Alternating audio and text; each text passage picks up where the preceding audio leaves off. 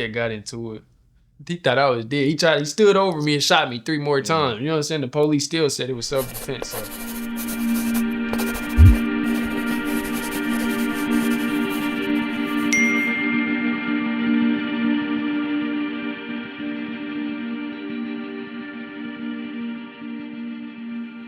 Eight of us in the house, so yours, mine, and ours. My mom found a husband.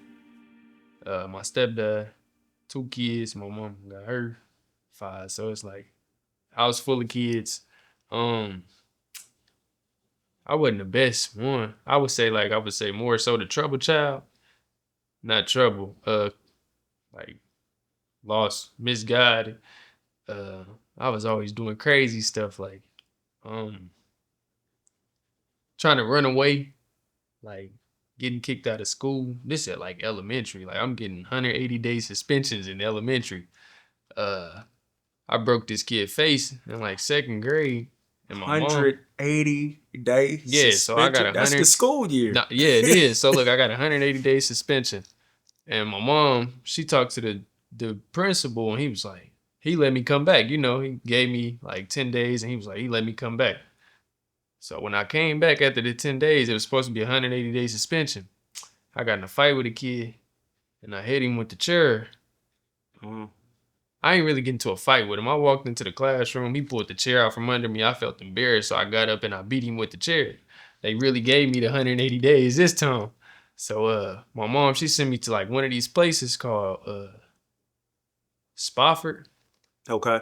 It's like not a boys' home, but it's like boys and girls, but it's like boot camp type thing. Yeah, dang near. I was in there, first person to ever like complete the program when they started. Like they had just opened up. They referred my mama for me to go there. I did. When I was 10 years old, I was in there for 6 months, then got out, and I was like, I wouldn't say good. I still did, child stuff like steal bikes, run around the neighborhood, kid stuff. When I was 14, before you go that far, sorry to interrupt you, but I don't want to go too far away from the boot camp type setting. Like, because you said you finished, you was one of the first people to finish that type thing. So I want to, so what was the kind of stuff they would have y'all doing? All of that. It was like a regular living. Like you wake up, either you act right or you get put in like a submissive hold. You don't want to get put in like one of them. It's like a restraint they give you. Like either you gonna act right or we gonna restrain you. You know, this the discipline that your parents don't give you. So that's what we was getting. Most kids that I was seeing, they was in there like really needed to be in there. I was in there because I was like, man, don't embarrass me. You was reacting. Yeah, like they was really like, I'm like, dang. Yeah. So my first encounter when I knew like, all right, let me not trip out. It was this kid, he was in there screaming, hollering. They restrained him. He in there going crazy. So they took him off. And I'm like, where they taking him?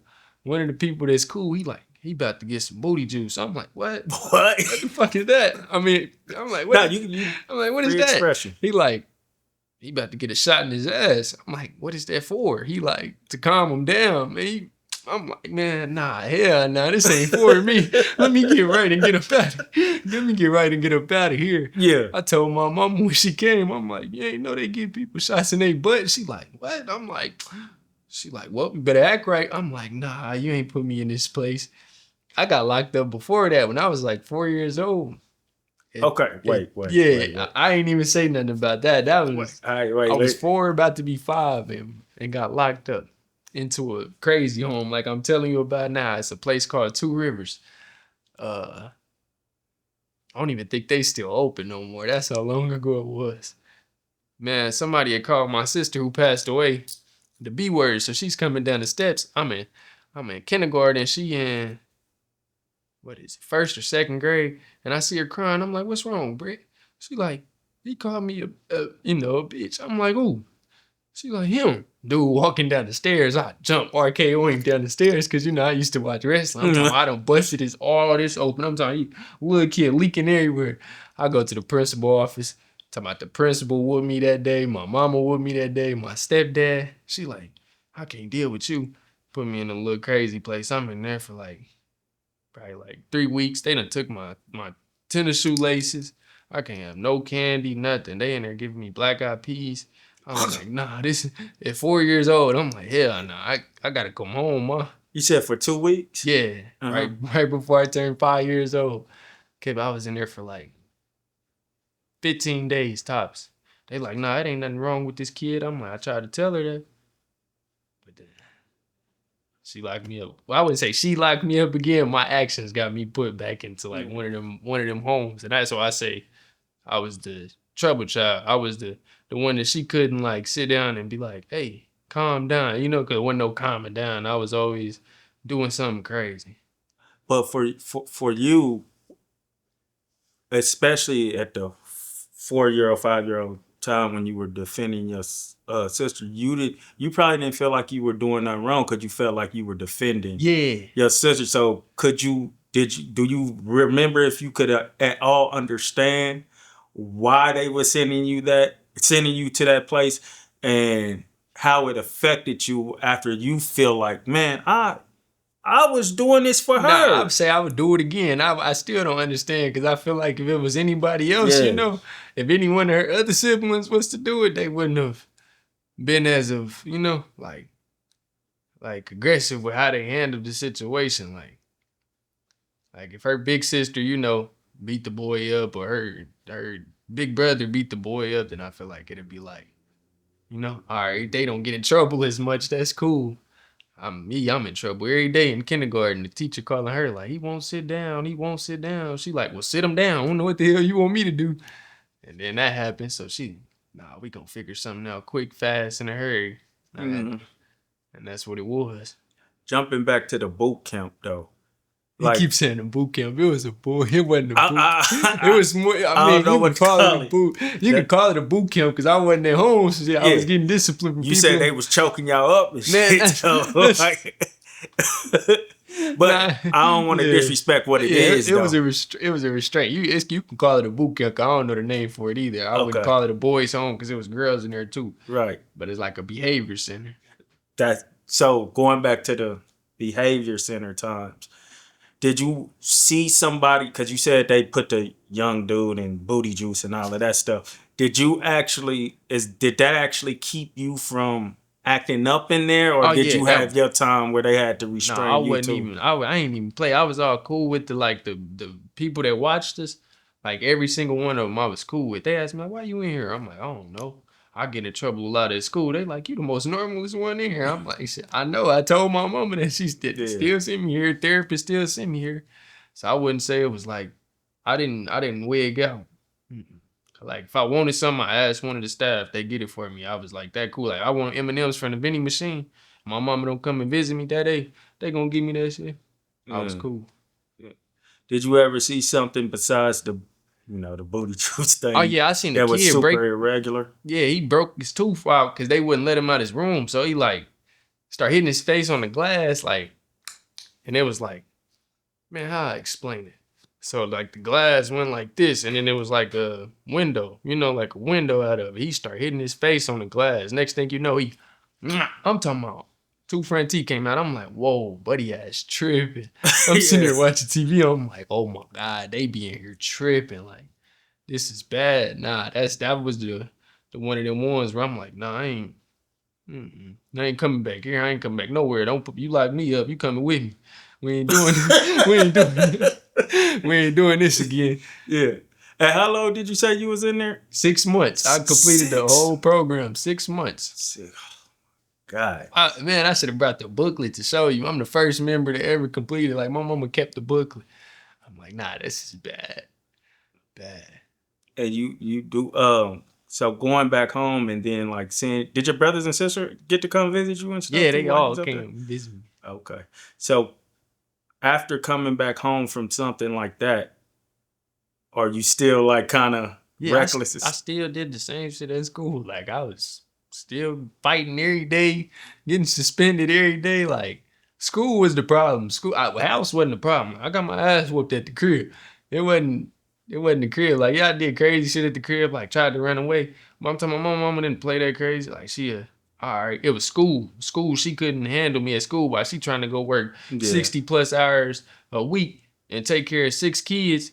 And got to get a call from me every day at school. So that's what the problem was. It wasn't at home. Yeah, nah. Cause you seem like with the little stuff you used to do, did you like prank your brothers and sisters a lot? Did you mess with them? Did they have to beat you up a lot? Nah, I beat the siblings up. It wasn't the big ones too. If I'm all right, look, I wouldn't tell you a lie. I'm not saying you I'm talking about probably the only sibling that could fight me and like actually give me a run for my money. Not here no more. Now that wasn't the question. I'm talking about she don't never get tired. We'll be fighting for 2. I remember my pops locked us outside on the trampoline. He like, y'all want to stop fighting? All right, y'all gonna stay out here. We thought he was playing. We tried to go in the house. He done locked us outside. So we mad he done locked us outside. We on the trampoline doing wrestling moves on each other. I'm talking about she done blacked both my eyes. I done knocked out her 2 teeth back here. I called my mama. I'm like, he won't let us in the house. She like, what you mean? I'm like, he locked us outside. She like, what the hell you mean? Hold on, I'm about to come home because she worked at Chubby's on 39th and Broadway. Yeah. I don't know if you're familiar with it. For sure. I'm talking about it took her about 10 minutes to get home. By that time, he had came outside to do something, so me and my sister ran in the house while he was in there. Locked his ass out. She come home, we hear, yada, yada, yada, yada, yada. You lock my kids outside? He like, yeah, I told their ass stop fighting. I'm talking about step-pops, calm as hell. Told him stop fighting. She come in there, she look at us. She like, what the hell happened to your face? We looking at each other like, we mad as hell at each other. We just, you know what I'm saying, did what we did. But we was fighting. She's like, fighting where? I'm like, she confused because we look like we done did the UFC brawl. I'm talking about, it was bad. Bad. Like, my childhood was fun, but it was like, the stuff that wasn't fun was like crazy. Yeah. So other than that, like still in the childhood, how was y'all household though?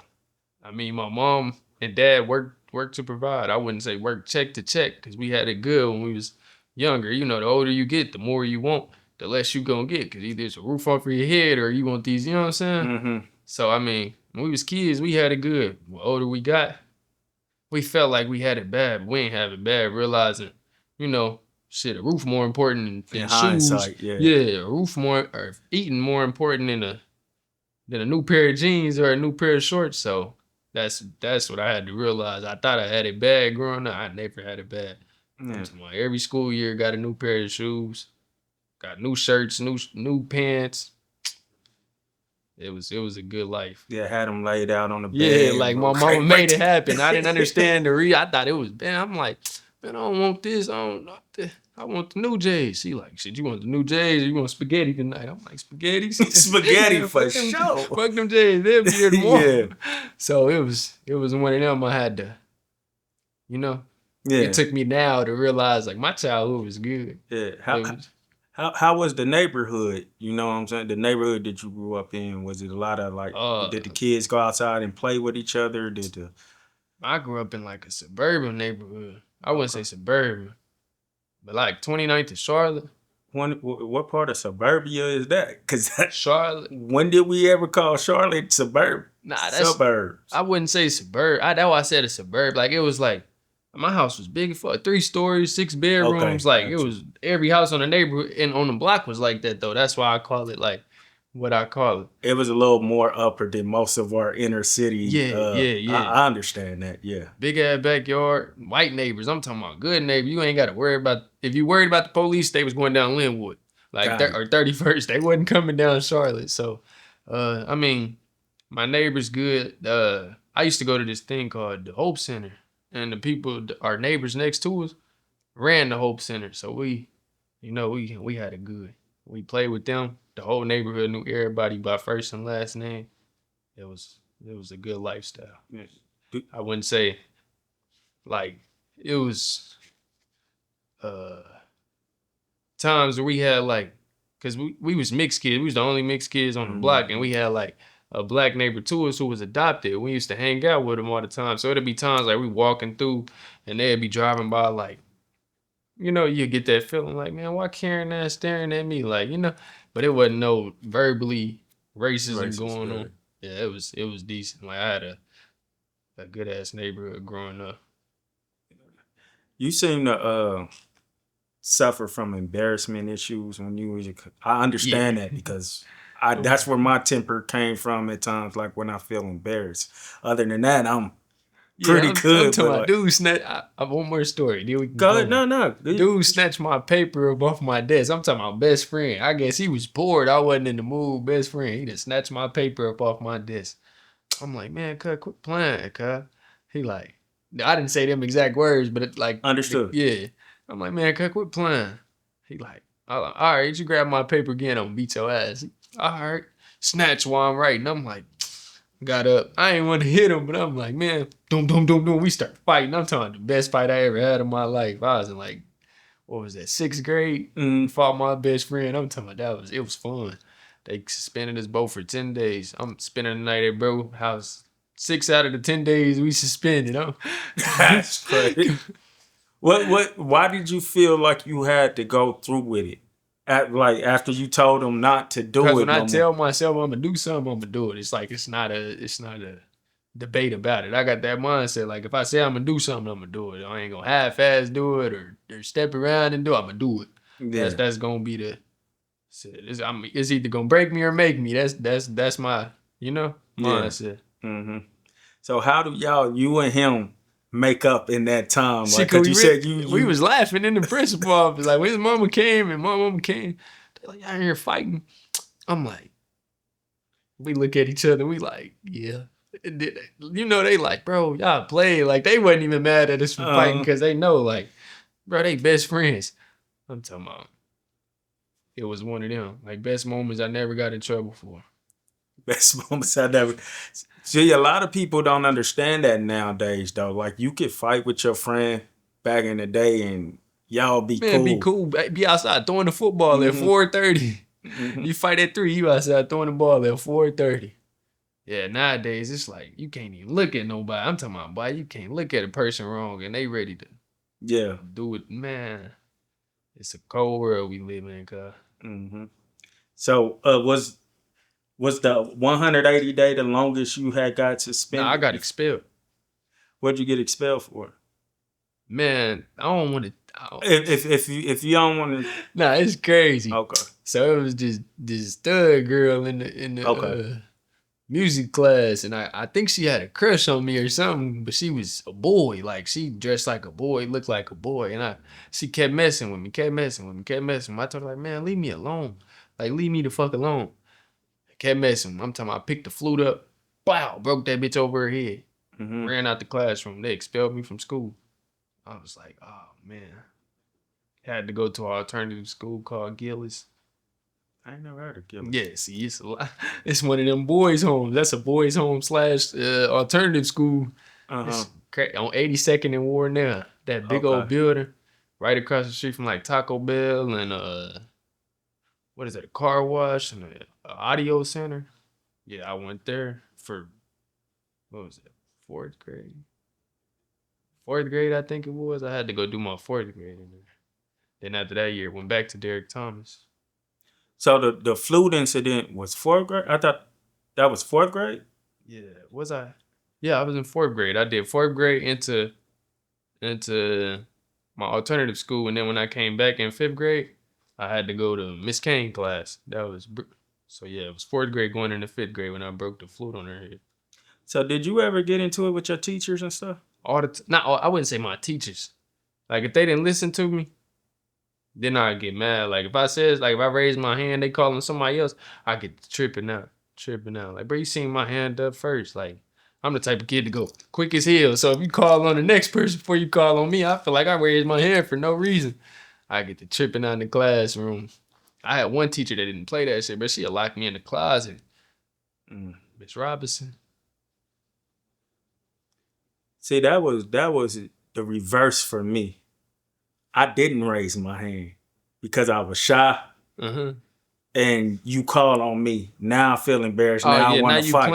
Now I want to fight. But for you, you didn't call my name and I raised my hand. So you try to play with me. I'm the first person that raised my hand. There's nobody else raising their hand. You call them good. Man, quit playing with me. Let me answer this question. Well, I think my problem was, bro, I used to get done with my work fast. Like I was smart as hell. Super smart. Once I got done with my work, bro, it wasn't nothing else to do. Shit, I'm about to get in trouble. I want to go home. Yeah. That's how it was. I feel like that's how most of my elementary and the middle school days was. But I ain't graduate high school. Because like you shared with us before, obviously you got some intelligence or a lot of it because you talked to us before the platform. I mean, before we started recording, was telling us how you used to put together computers and take them apart, like VCR, DVDs and stuff. Yeah, take the DVD them apart. players. What do you think? How you think you just got to doing that stuff? Because when you were younger, probably YouTube wasn't like crazy. Nah, we didn't even have no YouTube. Yeah, like I had to look at it and see like, all right, this do that right here. These for this thing, and I know this is this for right here. This is this thing. So let me, like it wasn't. I can go search up how to replace a DVD player inside a DVD on YouTube. I didn't even know what the hell no YouTube was when I was doing this. Yeah. So it was like really like a mindset thing. Like I was determined that I'm gonna fix this because I want it done. Right. So do you think, and going back to school and stuff, do you think the way you acted, like it was, besides being embarrassed, was because they didn't it wasn't enough for you to do, and you felt more advanced in a lot of what you was dealing with?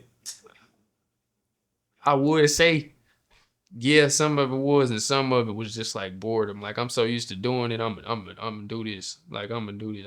I want to go home. I'm going home because I know y'all not gonna send me home, so I'm gonna find a way to get sent home. The majority of the time, it was like I get done with my work, just walk around the classroom, start messing with people, and then they get to talking crazy. I'm like, hold on, who you talking to? And I'm messing with you, so I'm picking the fight. Like I wouldn't say I was a bully, but like I used to like fighting, so I'm fighting any and everybody in the classroom. That's bully behavior. You kind of starting it a little bit. Yeah, but I'm fighting everybody, not just the little. I'm fighting little and big. Oh, you can bully big people too, like because big people probably don't want to. People probably look at you like I don't want to. I hope he don't mess with me, and then that one day you come over there and mess with him a little bit. I'm in second grade. Oh, was it? I can't tell you the exact grade it was. I know me and my sister went to the same school. We in ISS together. Got you. We get took into the library room because he had to teach a class. It's high schoolers in the library room. So I'm in there, dude cracking on me. He like, some. Your granny with the big old football panties. I'm like, nigga, what? Everybody start laughing. You know that joke back in the day had a whole. I'm like, man, well, you ain't just play with me like this. So I wait for them to calm down, and start doing their work. I go grab the biggest textbook I could find. I'm talking about come right up behind cuz. Boom, hit him in the back of his head. He grabbed me, flipped me over his shoulder, started beating my ass. I'm like, man, that day I learned my lesson. I ain't gonna bully the big. I'm telling you, he was way bigger than me. And I thought I was about to get off with that textbook. I'm talking about first hit, he like, boom. I'm talking about head went straight down. He flipped me right over his shoulder. I'm talking about I got the weapon on you. I'm like, oh, man. Yeah. We ain't doing that again. Yeah. My granny do got big old football panties now that you think about it, cuz. Yeah. I don't even like my granny. He said we ain't doing that though, but my grandma do actually got you wasn't lying. Yeah, it was just the laughter from the other people like, that really got you. Like, hey. So, but when you felt all those laughs on your side, it wasn't a problem. You couldn't feel what that other person might be going through. I couldn't walk in his shoes at that time. When people's laughing at me, it's like, nah, y'all playing. When people laughing at me for other people, then it's like, all right, that's cool. Was you considered the funny guy in class school? Clown? The class clown. Yeah. So, in reverse, did it ever happen in that way to where somebody just felt so embarrassed about what you said that they coming at you now on some physical stuff? Man, what? Never. Nobody never. I ain't gonna say like I was the toughest kid in my school, but nobody never like they knew something was wrong with me up here. Like they knew like, bro, don't mess with Freg, bro. That nigga he gonna trip out, and if he can't win, he gonna grab whatever he can to win. Like he's no losing. Yeah. Like, nah, I ain't never had an encounter where somebody came up to me like they felt embarrassed off of something what I did, or felt the wrong way off something what I did, and was like, hey boy, you want to fight or anything like that? Nah, hell nah. It wasn't never none of that. Yeah. After any of this, can you ever remember yourself going back like in your own head when you think it to yourself like, damn, I went too far, or I ain't have to do that. After you didn't beat somebody up or something for some stuff, girl with the flu, I felt so bad. I'm like, man, oh my God, I really just got expelled for hitting this girl with the flu, and she probably did like me. I'm like, man, I felt bad, but I'm like, shit, I'd do it again. Like I told you, leave me. I never regret what I do, but I always like not second guess because it's already done. But I would say like think about it, dwell on it. I'll never let it bother me. Anything I do, like I feel like shit, it was gonna get done. I put it to my mind like that I'm doing it. Like yes, that's time with that girl, and then I would say Arcano dude off the steps. Like I could have just punched on him, like punched him. But I felt like he was bigger than me, so I had to get the advantage quicker. And he was walking down the steps, so I just and he came down with me. That was like, dang, I busted all his teeth, his nose. I felt bad because I seen the blood. But I ain't gonna say like I regret doing it. Had you ever seen any of these people afterwards? No. After? Yeah. I still got like elementary friends, that like I know of like from Facebook that I see post on Facebook, but we don't like interact, Yeah. My middle school friend I still got though. I only had like 3 friends my whole life because I was fighting all the time, so people didn't want to be my friend. My middle school friend I still got. I've been having him be my dog since like 8th grade. And man, a lot of people, well, at least I believe, a lot of people want friends, good friends, you know what I'm saying? But like we keep embracing this evil part of us that keeps those friends away from us. Or what do you think it was about you that you embraced more the aggressive side or more, let's just say a bit evil side? While you were still a kid trying to understand stuff, there is you knowing, okay, this is fucked up what I did to them. But then it's like, I did it. What's done is done. Yeah. Like that's a bit evil if we're being real. So what do you think made you embrace that more, if you can? Shit, just the outcome of it. Like, knowing I'm gonna beat your ass. Like knowing you not gonna, Is that what you asking? Yeah. Like what in you? What do you think even? Really, what do you think even led you to being this way, to where you embrace that part of you? Because I don't think no kid just comes out of the womb just like, I'm on that. I feel like I ain't getting no discipline. Like I got it. You know what I'm saying? Like the discipline I got, it was discipline, but it wasn't like a normal kid. You know what I'm saying? I got whooped with a paddle this thick with holes in it and didn't cry. So like I got to stop getting discipline at a certain age. I would say I more so start getting punched on, and punches don't hurt me. It feel like I'm fighting the next nigga at school. So I think that's what drove me to fight more. I feel like you gonna punch me, I'm gonna go punch on the next person, Yeah. You don't think you was ever, and this is no indictment on your parents or anything, embarrassed at home to make you want to go, to make you feel that way when you were outside of? See, I used to think that. I used to think like, dang, bro, my mom, like my mom put me in this place at this, you know what I'm saying? At this age, I used to try to always say it was that, but it was like, nah, bro, you chose to do that. You chose to go out there and do what you did. Every decision, every action caused a reaction. So it's like, shit, I can't blame my mama for my decisions, So what I'm not saying you're blaming them. I'm saying like as a child or in the moment, you can only feel like how you feel until you go back and be like, okay, nah, it wasn't that, it was me. But in the time, you may have felt embarrassed by something that happened, and then it affected the way you acted towards everything else. Not saying that person was wrong for doing whatever they did, but how you felt in that moment was like, well, I'm a bit embarrassed. And then now every time you get embarrassed or feel embarrassed in school, you're reacting. I can't think of nothing that childhood trauma that embarrassed me. I feel like the only thing I could say is shit, I held on to my pops when they took him away for like 13 years. Like, I'm holding on to his leg with my sister. They come and carry him out the door. Like, kick the door in. snatch him up and drag him up out of there, like pull us off his legs, like. Your pops or your step pop? My dad. Okay. Yeah, like my biological father. I ain't gonna get into all that. Okay. Yeah, he did what he did. And then, so I feel like that's the embarrassment. I feel like if you asking what triggered me to go out and act like how this is what I'm asking. Yeah, this is the reason why I felt like shit. I can do what I want. You know what I'm saying? Yeah. So you and your sister was grabbing on to him, holding like, on to him. Imagine like, you know, if your kid was to sit on your foot, right?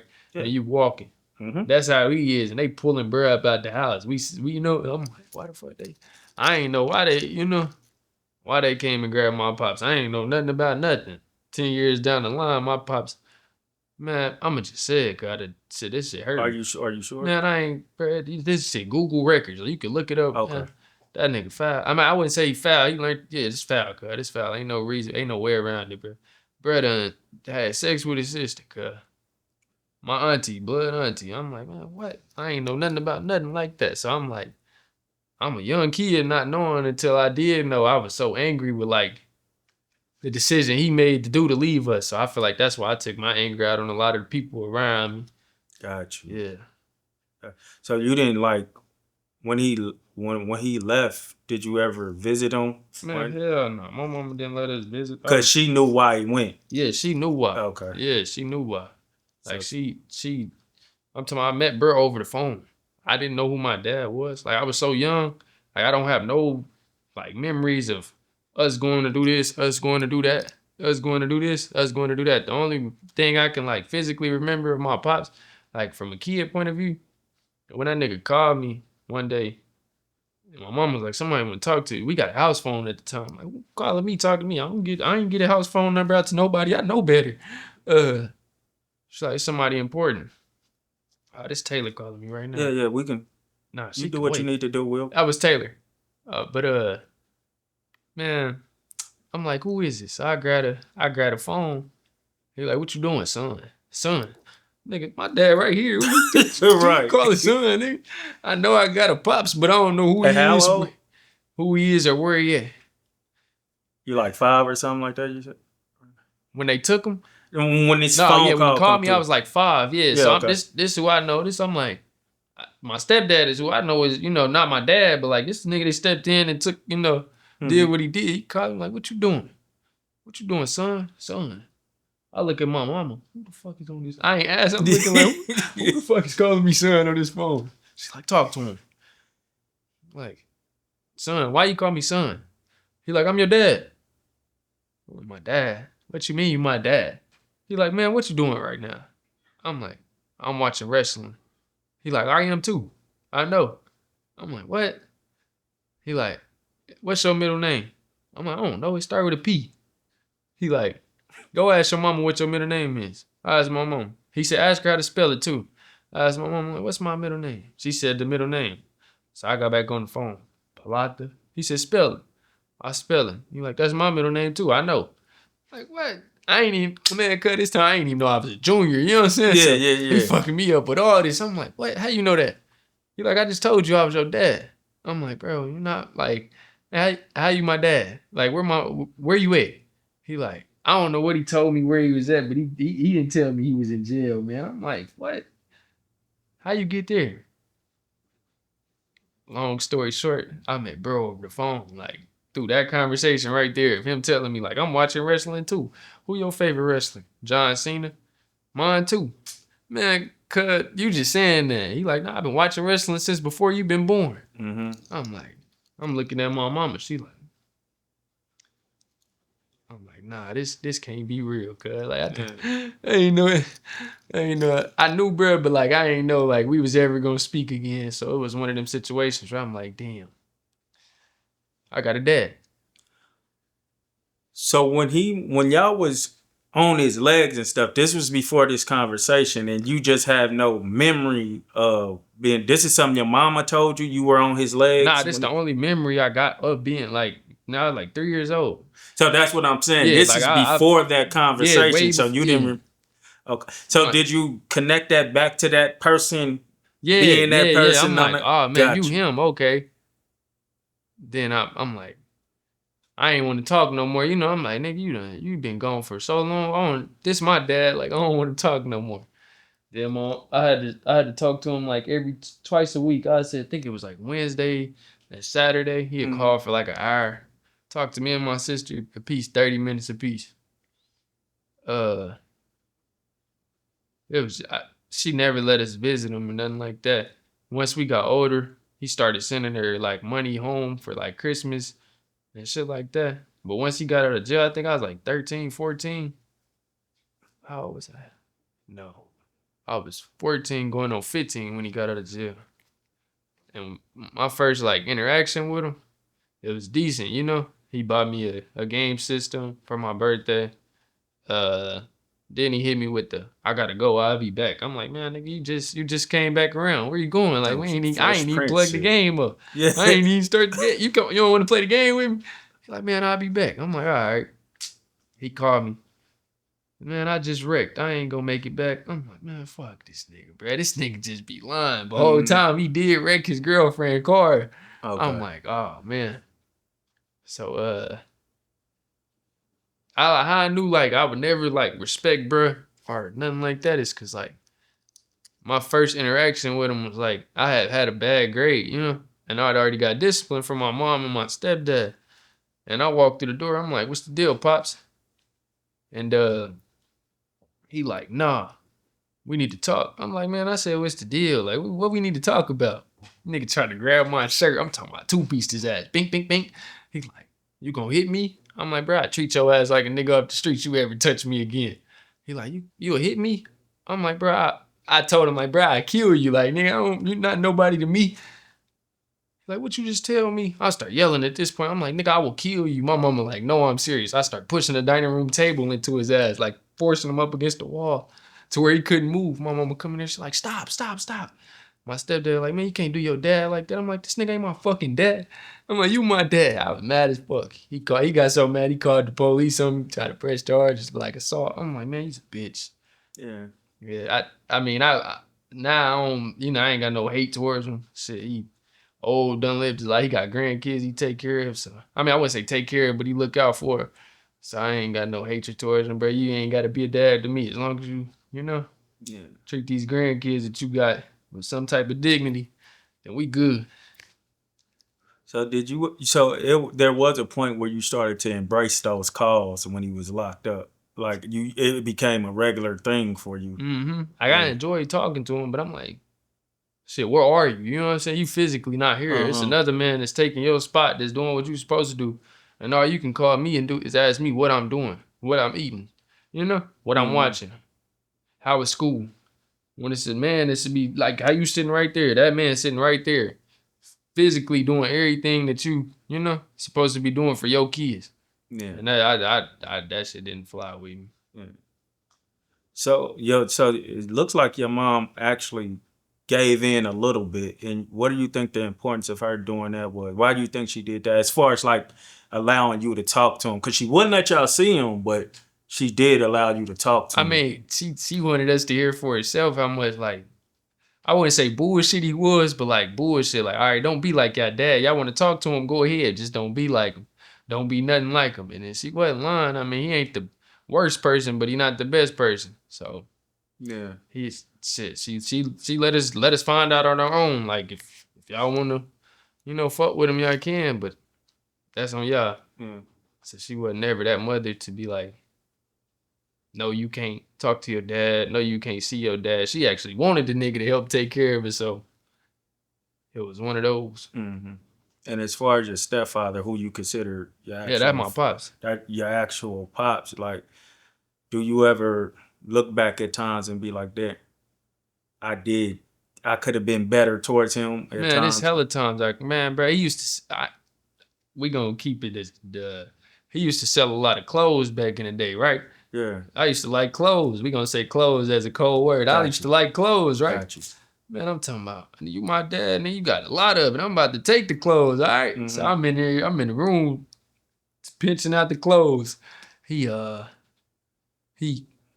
I'm talking about used to beat me black and blue, but never did he like treat me any different than the kids that was in there or his actual kids. So it was like, yeah, I could have treated him way better. I'm talking about it's multiple times like I done told the nigga like, you not my dad, and he still shit. All right, Christmas, I'm spending $1,000 on each kid, and that's a lot, back in our day. Yeah, that's a lot now. No, now it's back in the day when we was, kids, that $1,000 to get you that was the whole damn tree getting filled up. So it was like, sheesh. That's what I look up to. Like, my pops. There's a lot of times where he could have been like, man, fuck you and these badass kids, but he never once gave up on my mama, gave up on love or us. So it's like, shit, I tip my cap to bro. That's what I want to be like. That's real love. Have you ever had a like one-on-one with him, a real talk like, hey, pops, like? Yeah, I done told him this before. Like, man, D-Lo, man, you a soldier, man. Because if it was me on the other foot, like if I was in your shoes, man, what I'd feel if these badass kids got by you one of them ones. Yeah. He like, I wasn't in it for y'all. I loved your mama. What came with your mama is y'all. So yeah. I tip my cap to bro for that. Yeah. So with you not getting the discipline you probably at this age felt like you probably should have got back then, did it lead you out into the streets, into any activity? Nah, I wasn't in no gang. I wouldn't say I was in no gang or anything like that. I never banged nothing like that. I banged my neighborhood. I'm from 33rd and Agnes, like where I was living at before we moved to 29th in Charlotte. But I don't never be like, I'm about to die behind this block. Hell no. Like, it wasn't never. I wasn't never one of them ones like, I was scared to get in trouble. Like, that's what led me to, that's when I was telling you about when I was 14. So I was 14 one day. My mom is a diabetic. She sent me to BP. We lived off 32nd and Chestnut. And she sent me to BP to go get her a Snickers. So I walked down there with my partner. We walking back. And as we walking back, it's a high-speed chase going on. So I take her Snickers, and I'm sitting on the porch. This back in the day when like Reggie, like K, man, that shit was popping. So I'm rolling up a blunt, and we looking at the high speed go down Linwood, right? And they turn. We live on Chestnut, so they turn on what is that? South Benton right behind us, or Benton Boulevard right behind us. Skirt, all you hear skirt, boom, car wreck. I'm like, what the fuck? So I'm still sitting on my steps, just chilling at this. I'm talking about 3 people running through my front yard. I'm talking about gone. They gone. I stand up. I'm like, what the fuck? What the fuck? Like, I'm looking like, where the hell they just go? The police come around the corner. Freeze. Man, freeze what? Nigga, talking to y'all. Yeah, I'm like, freeze what? Nigga, I'm not freezing nothing. I'm about to walk up on my porch. Bro done took off running. My partner, because, he was in the streets. Yeah. He got his gun on him, so he went and threw his gun in my backyard. Man, they like, freeze. Man, I walk up on the porch. My mama come outside. She's like, what the fuck are you talking about? Like, they telling her, like, he just ran from us. I'm like, bro, what? Nigga, I just came back from the store. I didn't run from y'all. I'm talking about we out there arguing with these people. They like, if you don't come down right now, we're letting the dog out. Mom, I'm like, they already done got bruh. I might as well go down there, tell them we ain't do shit. I walk down them steps. I'm talking, he like, freeze. I laid down. Bro, I was in juvenile detention center for 2 months for being innocent, gang. I'm telling them every day I go to court. Every 2 weeks I go to court. I'm telling them like, bro, I didn't run from no police. I don't got no AK-47. Man, the stuff that they was trying to charge me with, I'm like, hell no. It was 3 guns in the car. And then they had just shot at the police on the high-speed chase. I'm like, what? Man, hell no. I just walked back from getting a Snicker from my mama. Yeah. And I'm trying to tell them that. They talking about we can pull we're waiting on the surveillance footage from the cop cars to see, like, if it was me or not. I'm telling them, like, bro, it was 3 dark-skinned people. Like, nigga, I'm white. What the fuck are you talking about? And I got arrested in a tank top, nigga, so I'm white. I'm mad as hell. So, man, by this time, it's like 2 months go by. They finally get the video footage from the top of the cop car, play it in court. The judge look at me like, I'm sorry. What? Man, they let me out. I'm talking about they let me out. Like, no, nothing, none of that. But my mama, remember how I told you I was I was bad in school and shit? Yeah. She reached out to the judge. She like, there's no way we could put him on like a probation or anything like that to like keep him straight in school. She was like, yeah, it is. Set me up with a DJO.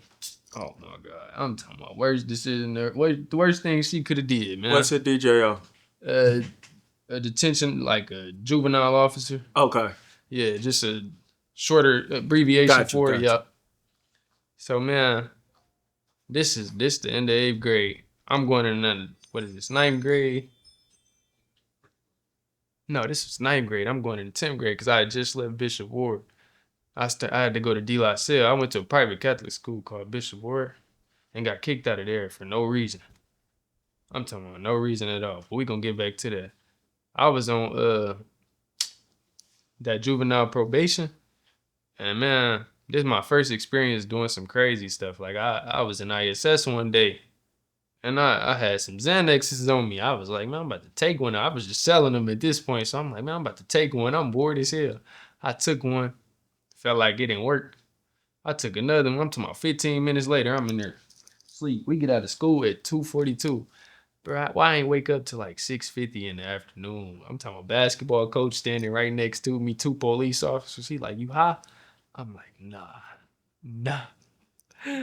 He like, you gotta go get a drug test before you come back to school, right? So I'm like, all right, that's cool. I can wait till Monday. It's Friday. 3 days, it'll be out my system.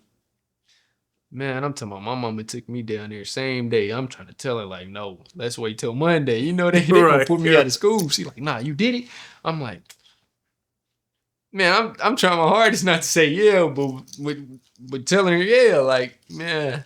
She's like, nah, if you ain't do it, you ain't got shit to worry about. I'm like, bro, I don't got no water, nothing. Like, if he come to the crib and I piss, that's different. I can put some water in there and dilute it, But I had to go to the office. I'm talking about I peed. He dipped the little thing in there. I'm like, had to send me to a rehab. First time ever doing anything crazy, I went to a rehab. I'm like, oh my God, I'm out here with real tweakers, like people that's off meth, heroin. At my age though, they faces look bad. I'm like, hell no. Hell no. That's how I knew I didn't want to do them drugs. Hell no. And of course, we're going to get back to the Bishop Ward thing, but yeah. I want to talk about juvenile a little bit because we had somebody on here who I didn't know juvenile had you go through the same thing as regular like prison, like older people stuff. Like you got to go in there, they check your ass and all of that shit. Like they do all that extra stuff. Like, man, what the fuck? When I went there, they man, yeah, what juvenile he go to? I ain't do none of this. Hell no. Bro, they threw me the clothes and bro, watch me change. Gang. You talking about search me when I, like patting me down. Yeah. I ain't have to do no bend over and cough or no shit like that. Hell nah. Like I do if I ever go to, man, hell nah. And that's what he said. He said they tried to do that to him. He was like, nah, man. And he said they put him in a hole after that. Like yeah, that's what they'll do. If you tell them, no, you don't want to do it, they'll put you in that mud for like 24 hours. And then they'll come in there and watch you, like tell you change out. I never once had to bend over and cough to get checked in the juvenile. I didn't even know juvenile had a hole. Oh, yeah, they do. Back then. He told me that too. But before he said that, I didn't know they had a hole. Because they would lock you in a cell for all day damn near. Like they'd feed you out your cell. Like you won't come out. You get it 1 hour for like if the pod you tweaking in X, Y, or Z, like trip out. If any one of them trip out, like bro, you messing up rec time for everybody for the day. It was bad in there. Like, but I chilled out because I knew I wasn't here for nothing. So I'm not here about to prove a point to nobody, try to become friends with nobody or nothing. If I knew you from the outside, we cool. That's a different story. But other than that, I'm not coming here trying to be the hardest person at all. I'm going to fuck home. So with you not being a banger, as you say, and all that stuff, you were able to go through juvenile and be cool. They wasn't on some you gotta pick a side or all of that stuff. None of that. But I'm cool with like I still to this day I'm like I can be cool. I'm cool with these people that's not cool with these people, but they never not gonna triple me because I don't put myself in the middle of none of that. I live my life to be a dad, not to be the hardest nigga in the streets. So yeah, I never once pick a side if that's what they call it. Okay. I'm Freg, man. Yeah. I like that. I'm fresh. Good? Yeah, I'm good. My shit keep going up. I'm good. So going back to the what you call it, Bishop Ward? Yeah. Or whatever. What was the story with that? Man, I went to KIP. You know what KIP KC is? No. KIP KC? That's where we used to go. Okay. We stripped around ASAP. So before they became that they is now, like they used to be actually a good school, like good teachers, you know, like good math scores and all that stuff like that. The year after I went there, they went downhill. I went there 8th grade going into high school. So I played basketball for KIP. We went one of like the nicest schools in the IL. And Bishop Ward, when I went there for my like orientation, the basketball coach reached out to me like, hey, you know, like we'll give you a tuition reimbursement because we know we suck. Like if you want to come play for us. So I'm like, all right. I'm like, shit, 2,700 out of 10K a month, you know, that only leave my mama with 73 or like 63, I think that was. And she had to pay each year for me to go to school. So I went there my first year. I had a little black girlfriend. And we used to walk the hallways and hold hands with each other. Mm-hmm. And teachers used to write me up without telling me like I was getting write-ups. And then go and sign the write-up. Like sign like my name on the write-up because you had to get informed when you was getting written up to sign the write-up. So they was like basically forging my signature. I'm telling them. So we had to go do a meeting. We go do the meeting at Bishop Ward. This at Bishop Ward at this time. So we go do the meeting. And I'm telling my dean, the dean of students, like, that's not my signature. Like, I'll write my signature for y'all. That's not my signature. The lady tell me, like, the teachers aren't going to lie on you. I'm like, man, y'all ass is racist as hell. I start snapping on their ass. Like, man, I don't want to go here. I get the tripping, like, going off. Left there, went to De La Salle. Then I'm like, hell nah, De La Salle, ghetto as hell. Left there, went to Winnetonka. Winnetonka told me I ain't have enough credits to play basketball. I just said, fuck high school, you know? Yeah. Like, it ain't for me. I'm going to find it a different way. Okay. But I never went to a bad school, though. Like, the De La Salle was the worst school I ever went to. So, I got to jump back because I forgot to ask something. Did they ever explain why it would take 2 months to find, like, the footage? Nah, to get the footage of the I don't know why they did me like that. I kept telling them, like, nigga, go look at the story footage from the BP. Like, it got to the point where I'm like, forget the cop car video. Like, go look at the BP. Like, it'll show you while y'all chasing them, I'm walking down here to this BP. Like, I wasn't in the car. I wasn't in the high speed. I've never, ever in my life held an AK-47. So, man, they wasn't trying to hear that. They sent me a letter in the mail talking about, we're sorry for wasting your time and stuff like that. But back then, I didn't know, like, I could sue them for this for, like, you know, wasting my life. I was trying to hurry up and get up out of there. I'm like, bro, I ain't do shit. And then your mama asked, can you... Bro, I got put on probation for that shit. And I was innocent. I got put on probation and I was innocent. But she was just trying to... keep me on the level line with school. other stuff. Yeah, yeah. So it wasn't like a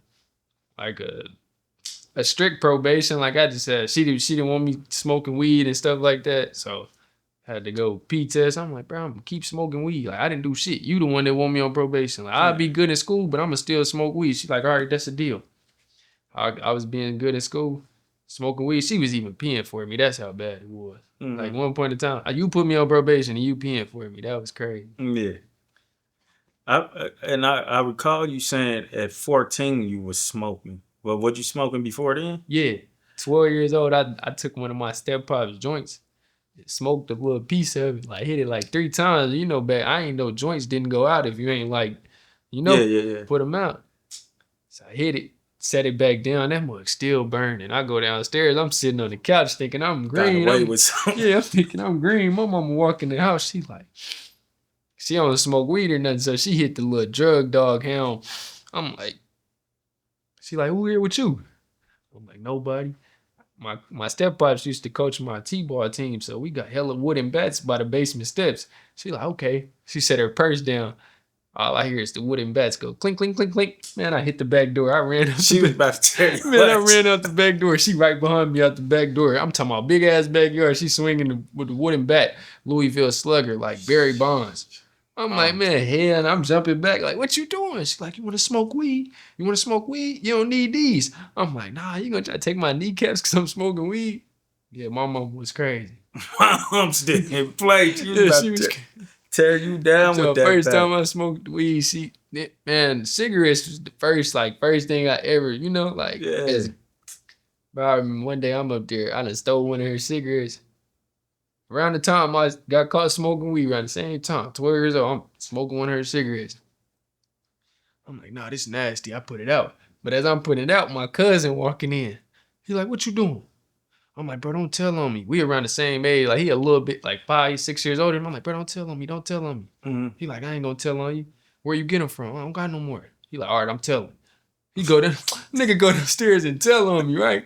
Man, I'm talking about Dukes make me smoke the whole carton. Nigga, not one pack with 20 of them in there. It's, how many? 1, 2, man, probably like, carton, you know the carton of cigarettes is. Yeah.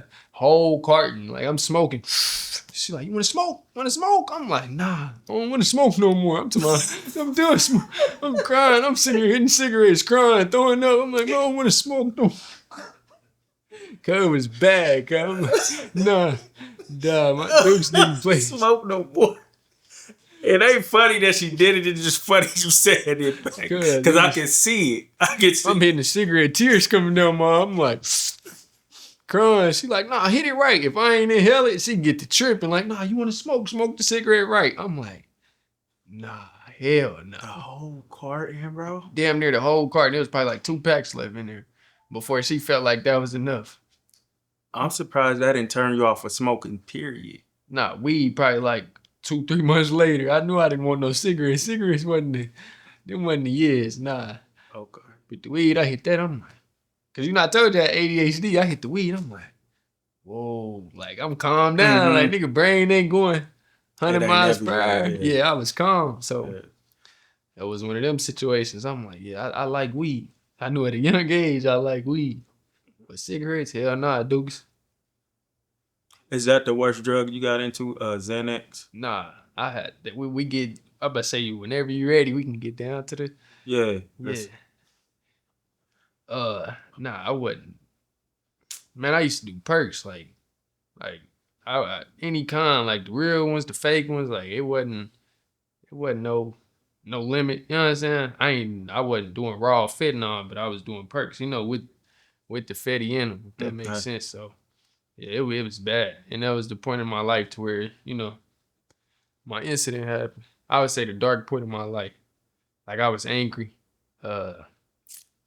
Woke up every day. If I wasn't high, I was mad with the people that was around me, the people that loved me. Sleep all the time. I had just had my daughter, so I used to sell drugs. So I thought money was the key to everything. Mm-hmm. As long as she had this and that, wasn't gonna be no problem.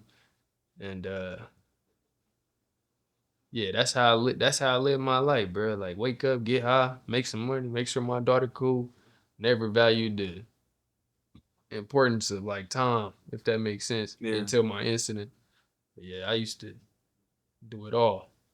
But what had you so angry with everybody? Because you said you used to be like... I couldn't tell. I would say it's because I wasn't high. When I was high, I didn't feel shit. When I wasn't, it was like, man, bro, like I was eager to get high, so I didn't feel nothing. So if it wasn't like, if it wasn't no meds around, then like, bro, don't talk to me. Like, we don't need to talk about nothing. Like, you ain't talking about no money, shut the fuck up. That's how I live my life. Like, I would say fast. Okay. That's the word I use for dangerous. Not day by day, not the next 10 years. What got you into that direction though? The direction when you selling and also having to where you're so addicted to money and also popping pills and stuff like that. I would say the money was like, shit, I could buy what I want, I ain't got to wait for my mama to give me this or give me that. Like, I'm going to sell this real quick, make a couple hundred more than what I spent, still go get some more, and I can go buy this, buy that. Or my daughter needs something, I ain't got to depend on the 9 to 5 to go provide it for my daughter. Like, It was that's what it was. The rush of having the money, like not having to work for the white man. That's basically why I like money. Mm-hmm. Still to this day, I never work for him, but I ain't gonna go back to like that lifestyle. Yeah. I would say the pills. I just thought it like I thought the shit was cool. You know, I wouldn't say cool, but like I tried it the first time. I didn't get no bad like experience from it. I just felt like I don't know, like a zombie basically. That's how it made me feel, like slow minded, no emotions, no reactions to anything. And I think I chased that the most because like shit with the lifestyle I was doing, bro, I couldn't have no feelings. Like I'm out here selling this and that, ain't no feelings. Like, so let me get high before I start my day. You know, that's what it was. Are you able to share your worst experience with it? With being high? Yeah. Yeah, I wouldn't. I gotta think on that. That's a good question. Cause I always used to just like go home. I never like was outside. Mm-hmm. Like if I felt like I was too high, I would go home. But I'd say one time, this might be funny and crazy. One time I'm driving my partner car in Kansas. I just took like probably like 30 milligrams of real Percocets and then a fentanyl. So that's like I couldn't tell you how much. You know, it's a 10. They call it a 30. Little blue pill. And then I took 2 Xanaxes. I'm driving broke car, finna go meet up with this girl. I stop at the intersection. This is all I remember. I stop at the intersection. Next thing you know, I wake up in a ditch with the like state trooper knocking at the window. I'm like, oh my God. I go from this motion right here to I hear this.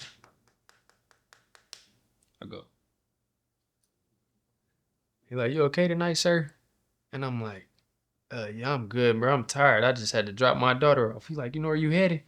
And luckily I had the GPS on my phone, so I just showed him like I'm about to go here. I don't know where I'm like, you know, like where I'm going, but I don't know where I'm at, but this is where I'm going. That's why I got the GPS up. He's like, okay, you need help up out of here. I'm like, what? Didn't want to search the car or nothing. Like, didn't search the car or nothing. He helped me up out the ditch. I'm like, whoa, like that was one of them experiences where I'm like, if this ain't God, I don't know what is, you know? Like I got like 30 fentanyl pills in the car, my gun, like a half a pound of weed in the back seat. I'm going to jail for a long time, man. And this broke car. So it was one of them ones where I know God real. Yeah. But I didn't take that into consideration. But but now that I look back and think on it, it's like, damn, I should have looked at that like a lesson. Mm-hmm. It seems like these drugs just like make you sleepy and stuff like that. Yeah, why would you want to be sleepy? I always wondered that, like, because people talk about doing the lean and all of that, and it just makes. Why do y'all want to be sleepy? Shit, to me, I wasn't sleepy. I was numb. That makes sense. Okay. Like numb to everything. Like somebody talking to me, feelings like, you know, trauma, numb to all that shit. I didn't think about nothing. You know what I'm saying? I thought about some money. So that's why I like them drugs that make me sleepy. Because if I take some shit that's gonna wake me up, I'm gonna go back to the old Freg. Like, yeah, we about to fight. Everybody about to fight. Yeah, that's not happening. Yeah. So it takes you away from having to face those realities, those traumas, basically, and all of that stuff. So, yeah, I get that in a sense. That's what I thought it was. That's really not what it was, though. It's an excuse to get high. Mm-hmm. No more. That shit, like, I don't know. It's a mind over matter thing now. Yeah. Like, I can't sit here and say these pills gonna help me for the rest of my life. They never will, never did. Now that I'm in this situation, I can sit back and think of like, man, bro, you know how many times I got blessed and really didn't, you know what I'm saying? Really didn't take that shit into accountability. Now I stop and think about it like, oh, damn, yeah, bro, you blessed. You know what I'm saying? You blessed to still be here. Blessed to not OD when you took them, you know? Like, it's a lot of people that done died from doing what they did. Mm-hmm. So, yeah. Are there any other standout situations that you feel like God had his hand on me right there? Yeah, when I got shot. The night I got shot 5 times. So I feel like that's the night, you know?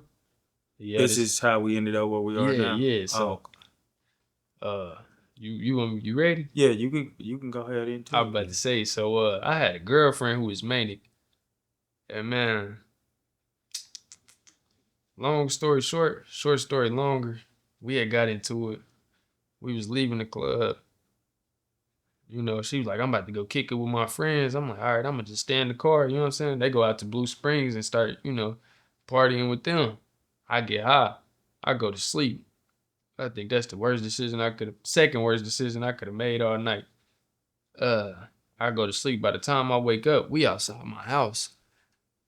And I get to feel in my pockets. I'm like, man, where my phone at? Where my phone at? I asked her brother, which is my homeboy at the time, like, bro, you see my phone? He like, nah. I'm like, where your sister at? He like, she right here. And she's walking back to the car at the time. I could see her crying.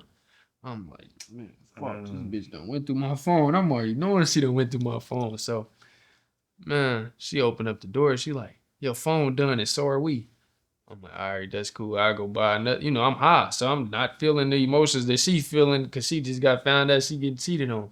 So, man, my ass hop about the car. I'm starting to walk up the driveway. She walk up there, motherfucker. I'm talking about, I ain't hear no car door close. So I turn around and I like look. And as I'm turning around to look, boom, boom, boom, she start cracking me. I'm like, oh, man. Instead of walking in the house, I walk her back down there to her brother. I'm like, man, get this bitch and get the fuck on somewhere. Like, you know what I'm saying? Like, y'all tripping. He like, nah, bro, I need to calm down. Yada, yada, yada. One thing led to another. We start talking. I'm like, bro, if she hit me again, I'm beating your ass. Like, that's, you know, that's what it's come down to.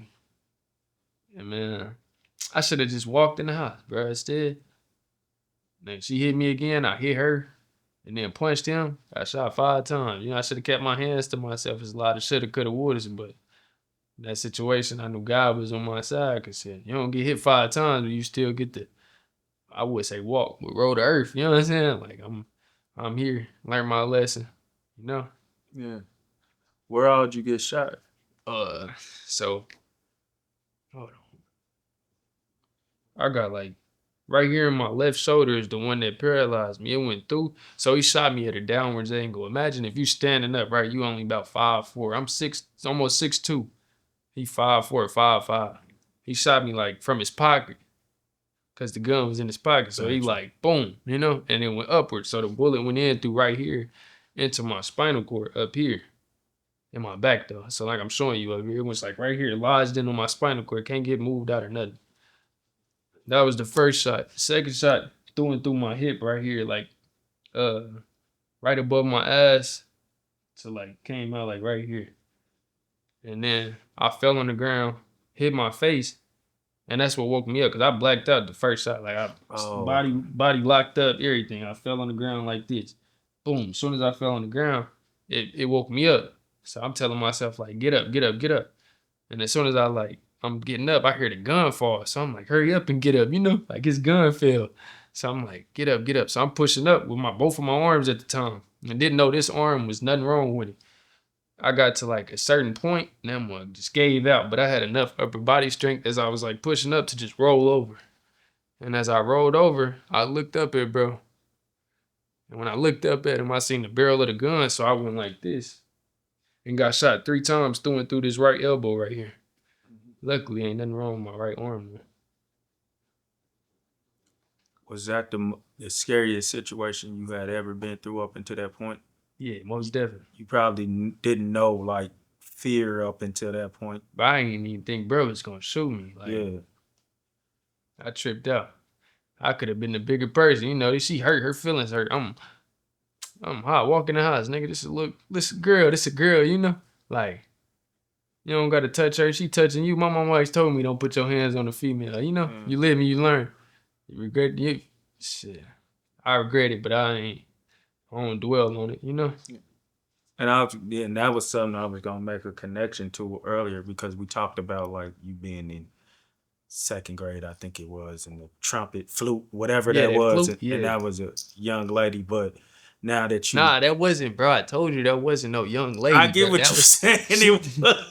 That was a stem, man. Bro, I'm telling you, she dressed like a boy. Yeah, man. I get what you said. No, man, But I'm saying, like, and we talked about all the embarrassment issues and how they would cause you to react, but you probably That's one of them ones. This is back exactly what you saying. That night was one of them ones. Mm-hmm. I felt embarrassed. Cause I'm like, man, that bitch keep hitting on me, bro. You don't let nobody touch on you, nobody. Mm-hmm. Like anybody, like she, And it was me, like, bro, I'm the reason why she hitting on me, Love hurt. And I didn't understand how much love hurt until I ended up like this. And I woke up, I'm like, damn, that nigga really did. I really was in love. Yeah. And this shit really cost me my, rather than me walking in the house, buying a new phone and texting her tomorrow.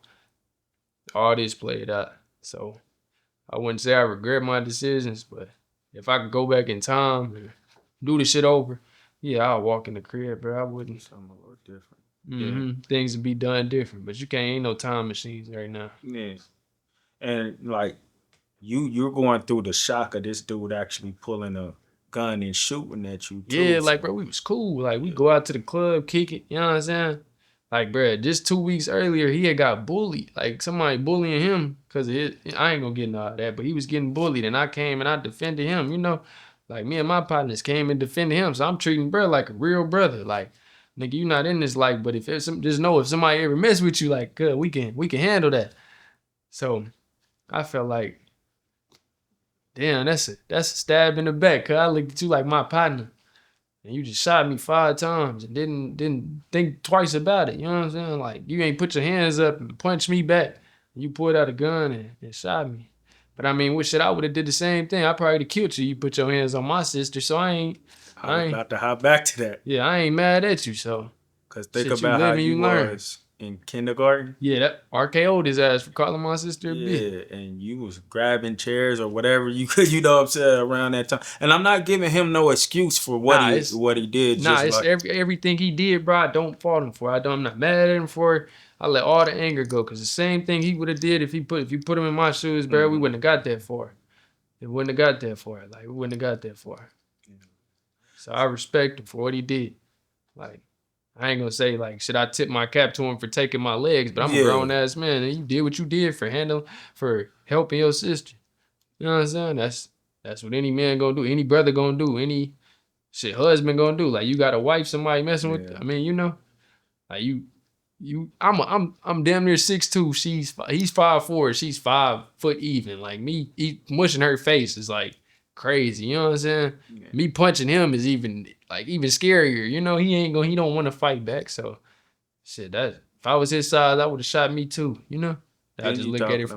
Yeah, although as men we should be able to use our hands, but then you talking about you as a person who you told me how you was when you was younger, and period. Probably up until that point, how you get down with your hands and stuff. Before I pull a gun out on him and shoot him. Like I'm fighting the biggest nigga in the room. Like we could fight, win, lose or draw. I've been taught to fight, not pull a gun out on you and kill you. Yeah.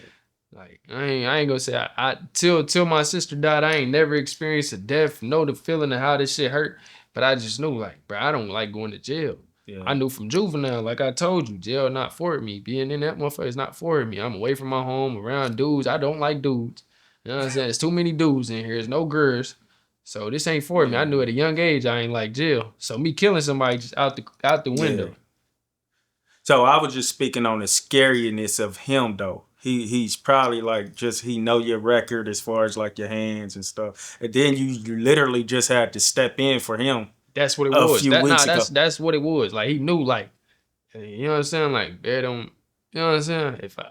If I fight him, I'm getting my ass beat. If I don't kill him, then it's the repercussions. Like, bro, he thought I was dead. He stood over me and shot me 3 more times. You know what I'm saying? The police still said it was self-defense. So that's how I look at it. Yeah, but it was now at this point that's not self-defense. That's not self-defense. Nah, yes, I mean it is. Once I put my hands back on that little ass girl, I'm the aggressor. But once he had you on the ground, I understand he's coming from a scared place and but I don't know if like once you on the ground and can't really do much else. I'm on the ground, like it's on video. I'm on the ground like this. Like I go like this and 3 more shots get let off. I'm like, oh my God, this nigga trying to kill me. Was this Kansas or Missouri? Missouri don't have castle walls. He was not armed. You didn't have anything that to do with damage. It was I had my gun on me. Yeah. Okay. Did you pull the gun on him? Nah, it just flew off my waistline when I got shot. So he probably could have told him I pulled it out or something like that. That's Yeah, I remember I punched cuz and I got shot 5 times. That's what it was. Now I mushed her face. I said, hit me again. And it's, you know what I'm saying? She went like this to my temple, you know. I'm like, man, bitch, move. I looked at bro. I'm like, bro, you keep letting her touch me. And I punched him, but it wasn't how you live and you learn. Cuz. And still, I understand your action in it too, because you trying to walk away and you like, yeah, I shouldn't have put my hands on shouldn't have did it, but you still trying to get away and you like, bro, get your sister. Yeah, that's how I'm looking at you, like you my dog. Like, get her and just hop in the car. He like, nah, y'all tripping. I need to chill out before I call my dad. And at this point, I'm like, nigga, fuck your dad. Nigga, you call anybody over here, we gonna turn this whole block up. Like, nigga, get this bitch and get the fuck on somewhere, man. That's how it was. And I'm like, so, cause like I said, there's a lot of shit that could have went differently. Yeah. So, but in the moment, and you know, you probably never seen your life flash before your eyes before. So, can you talk about that a little bit? How you started to feel in that time? Like the moment of when I was, when you bounce back up, because do you even remember? I didn't never get up. Getting hit the first time. I didn't get up. Well, once I got shot, I stayed on the ground till the ambulance got there. So, this is what I remember. Once I got shot, this arm on fire. That bitch feel like it got shot off. So I'm like, what the fuck? And I know my legs were stuck in the air because when my stepdad ran outside, he like, put your legs down. I'm like, what? Like, I can't even feel them motherfucker. You talking about put my legs down? At this time, it's not registered enough that I'm paralyzed. I'm like, what you mean put my legs down? I can't move my neck, nothing but this and this. So I try to go like this and lean forward, like look forward, look down. My shit really like bent in the air. Like, imagine if you laid on your back, like, and you about to do bicycle kicks. Got you. That's how my legs is stuck in the air. He like, put your legs down, put your legs down. And he went to push them down. Talking about, that was worse than getting shot. Pain felt harder than getting shot. I screamed, ah! He started crying. He like, man. Then the dude, best friend, tried to walk away. So he ran up on him like, nah, get the fuck back over here. Get the fuck back over here. This is all I remember seeing while I'm laying on the ground. My little brother come outside with his gun in his hand. He like, nah, go put that up. Go put that up. And it's the police on the way. I'm trying to tell him, like, my gun on the floor over there. My gun on the floor over there. He's like, where? I'm like, over there somewhere. My little brother tried to find it. He come back over there to me. He like, bro, I can't find it. I'm like, all right, it's cool. He like, put your legs down. Nigga, why y'all keep telling me put my legs down? My legs not up in the air. He go to push him down. I scream even louder because he pushed with like some force. Like, I'm like, ah. He start crying. I'm like, why you crying? He like, bro, just stay with me, bro. Just stay with me. And I'm looking at him. This is what I remember. I go like this. And he smacked the fuck out of me and woke me up. I'm like, bro, you hit me like that again, I'll beat your ass. I'm shot on the ground. Wow, he smacked the fuck out of me. I'm like, nigga, you hit me like that again, I'll beat your ass. He's like, bro, stay awake till they get here, bro. So I turn my head back this way and look. I'm like, all I hear is her screaming and them talking to me. I look back this way. I see the ambulance. I'm like, bro, I'm going to sleep. He like, nah, you can't go to sleep. You can't go to sleep. I'm talking about as soon as I see them bright ass lights from the back of the ambulance, sleep. While I'm asleep, I wouldn't even call it sleep. I don't know what it was, but when I passed out, I would say passed out. It was like images of like my daughter, you know, like my niece, my sister, my mom, like images of all the good times of my life. And then it was like just a long ass trail, like with no light at the end of it. Like if I went that way, I'm gonna, stay asleep forever. If I go this way towards these pictures, I'm gonna wake up, So I kept looking at the pictures, and 18 hours later, I woke up in the hospital. That's what it was. Who is her? You said she was screaming. Who is she? My girl. Girl. She was. Yeah, once he shot me, she was screaming, "What the fuck? Oh my God. I woke up. She came to visit me in the hospital. I'm like, man, what the hell? If you care to share, what is that conversation like? She like, I'm sorry. I'm like, shit, no, I'm sorry. I shouldn't have put my hands on you. I shouldn't have cheated, Like 2 wrongs don't make it right, 3 lefts do. But shit, we can't go back in time and change the shit. My mama walked in there and she seen her. She like, get your ass out of here. She left. crying and shit, text me like this will never work. I'm like, yeah, you right. Yeah. Do you feel like you had some type of, even though you said you were seeing the pictures and stuff, some type of connection with God at that moment? So, because for you to wake right up and forgive her, like you already had that forgiveness in you. I knew I was wrong. I knew my mom always told me my whole life, don't put your hands on a female. Don't put your hands on a female. Cause like I told you, she 5'1". I'm so mad I mushed her. Like I ain't. It wasn't like a little push. Like I mushed her whole face. Yeah. She fell and I punched her brother. I'm sorry. You know what I'm saying? That's how I woke up and I instantly knew. Like, bro, if I wouldn't have mushed that bitch face, I probably wouldn't have got shot. If I would have just punched, bro, he probably still would have shot me. But if I'd have just took my anger out on him for not getting hurt, then would have been left to this. But nah. Yeah. I felt like God was there when I woke up and. You know what I'm saying? You ain't supposed to wake up from getting shot. My bullet is like 0.3 of a centimeter away from my CA vertebrae to make me like completely brain dead. Like I'm not even supposed to be here right now. Yeah, I just know, man, a lot of us, like, we don't see that clear once something so tragic happens.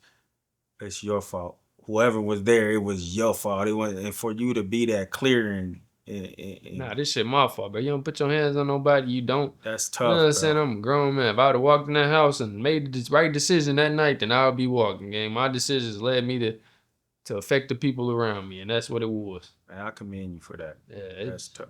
I got no anger towards the dude, no anger towards the girl, no anger towards the people that didn't charge him with attempted murder. You know what I'm saying? Same shit he would have did, I would have did, but bro probably wouldn't have been here.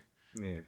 Have y'all spoke since? Nah, I reached out to him and told him like, bro, I ain't mad at you. I ain't know how to sports bet at the time, so I told him like, shit, whenever you get a chance, teach me how to do that shit. You know what I'm saying? He never responded back to me, so I'm like, shit, it ain't no hate in my blood. You know what I'm saying? I don't hate you.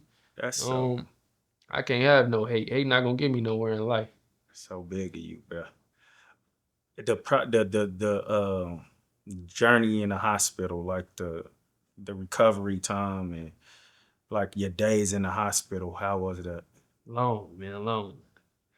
I knew it as soon as, you know what I'm saying, as soon as I woke up. Probably like 7 minutes into me waking up. My doctor came in there and was like, you see these? I'm like, yeah. He like, don't worry about using them again. My mom like, what the fuck you just tell him? Get out. Like, you know, she start going off on him. What kind of shit is that? That's a good way to, you know, to motivate somebody, you know. So I just start crying. I'm like, man. Then it snapped into me like, bro, he ain't God. He not the nigga that's gonna tell me if I could walk again. You know what I'm saying? So that motivated me to like, no, bro, I ain't about to be sad that I can't walk. I'm not about to be crying that I can't walk. I'm gonna get out here and find out how I'm gonna live if I can't walk, if that makes sense. So if I ever do walk again, I'm good. If I don't walk again, you know, that's how I looked at the situation. It'd be days to where I'd be like, fuck, I wish I could get up and go. You know what I'm saying? It'd be days like now, like, fuck, I wish I was on time, you know? But shit, this is what came with my life. I run on other people's time. I never knew the importance of needing somebody until I became in this situation. Not even physically, just mentally needing somebody. Listening, talking, advocating for me. Shit's important. Yeah. But your time in the hospital and everything you went through in the hospital, it was smooth. Get back to I did my physical therapy, my doctor. I feel like research broke my brachial plexus because it wasn't like when I first got injured, I could lift my hands. So like, I'm gonna just show you. I can move my whole arm, you know? My whole arm move. Like I can, you know? Yeah, gotcha. It just feel more comfortable sitting right here because my brachial plexus nerve is like, it's gone. But when I first got shot, I could move all my fingers. Like my whole hand moved. I was just in a sling, you know? Because like my collarbone got shattered. I can't even show you, but this got shattered. So they had me in a sling. And one day these two girls was transferring me. And I'm like, yeah, sure, y'all not gonna drop me? And they laugh and they like, nah, we ain't gonna drop you. I'm like, all right. So as they transferring me, my sling wasn't hooked up and I didn't know them. Man, I'm talking about whole arm went from like sling motion to like ding. I'm talking about scream the loudest I ever screamed. They like, oh my God, we are so sorry. And ever since then, like I ain't been able to like, you know, I used to be able to do this when I first got shot. I can't even do this now. Yeah. And I just was like, fuck it, I'ma roll with it. But I feel like they broke my brachial plexus in the hospital and didn't tell me about it till after I discharged and went to my outpatient rehab. What was your how did you find peace in the hospital though? Because you just went through this, and then this is a life-changing event that you then went through. Like everything can't be peaches and cream unless you got some type of music. Yeah. I say music. I like shoes. So, I started watching shoes videos. I'm like, shit, I'm gonna sit down for a minute. I might well start collecting shoes. So I watch shoes videos. My best friend that I had since childhood, she came up there every chance she got, helped me, bathed me, like did more than what the people there did. So I commend her for that. So it was just that. That's what it was. Like the people that was around me made it easier. They made it smoother, Yeah.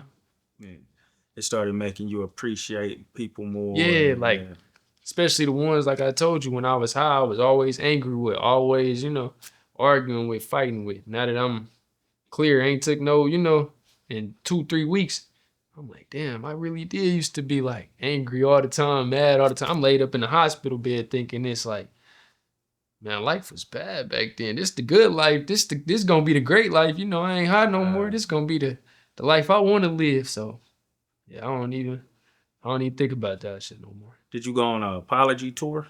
Nah, I ain't. Okay. You see the change, that's the apology. I ain't back. Yeah, I ain't about to reach out to everybody. Hey man, I'm sorry I went off my 30s that one day and I wanted to fuck you up. Yeah, now we ain't doing that, but you know what I'm saying? Yeah. But you like them feet to look good and when yeah, you look most down. definitely. Yeah. Like, I'm talking about the only thing that be bothering me, bro, I gotta keep the catheter in. So, the pant leg, you see how this pant leg all the way down, it fuck up. I be like, man, I ain't got on hot waters. I promise you. I can put it. I'm talking about I had on the Mary jeans the other day for my sister's birthday. Man, one pant leg all the way down, one all the way up here. I'm like, I'm looking at my pictures like, man, this shit bad, man. They know what's going on, bro. Them be the little problems that I'd be like, man, man, that'd be the, yeah. downfall to being paralyzed. You be out in public, you done use the restroom on yourself. You looking around at everybody, like, man, who got a kid around here in this city? The whole time it's you. You like, man, fuck, bro. Now I gotta go home, get right. Yeah, it'd be them moments that be more humbling than like not walking. Understood. Going home, getting into like after leaving the hospital, getting home, and what is life like after that? Like, cause we got to figure out who's gonna be wheeling you around or what. I know you got the electric thing, but people still gotta like watch you, help you. My mama do all that. Okay. And I don't need like nobody, like everything you probably do in the morning, like brush your teeth, wash your face, usually I do all that shit. Like my mama helped me. The coming home was like my mom, my friends, and my sister, that passed away. She was big help to everything. Like I needed help getting in the bed. My mama was at work. She helping me in the bed. I needed help putting my shoes on in the morning. Cause I can get dressed, but I can't put my shoes on. Yeah. So if I need help putting my shoes on in the morning, she there. It's just my mom and my sister and the actual friends I do got, not the ones I had when I was high. But that's what it was. Like just learning how to navigate, like how to use the kitchen, use the sink, put toothpaste on the damn toothbrush with one hand. It's a dog in here. No, that's it. I'm like, what the fuck is that? Hey, I was about to roll up out of it. I froze like, hey, hold on, hold on, I don't know where it hit the floor. I got scared. I'm like, hold on, no, I bet not. I'm talking about that sound like Bruno.